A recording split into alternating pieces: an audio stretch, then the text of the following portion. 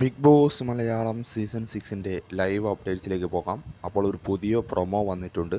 അതിനകത്ത് ജാസ്മിൻ്റെ ഹൈജീനെ കുറിച്ചാണ് ചർച്ചയാവുന്നത്.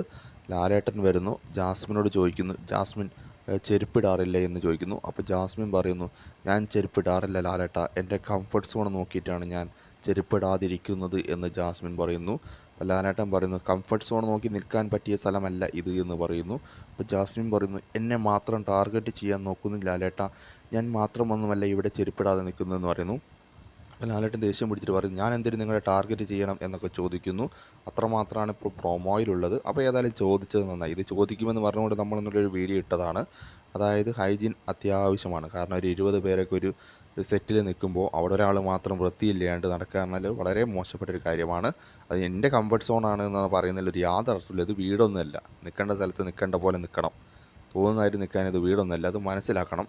അത് ഇനിയെങ്കിലും മനസ്സിലാക്കാൻ വേണ്ടിയാണ് ലാലേട്ടനൊക്കെ ഇത് വന്ന് ചോദിക്കുന്നത്.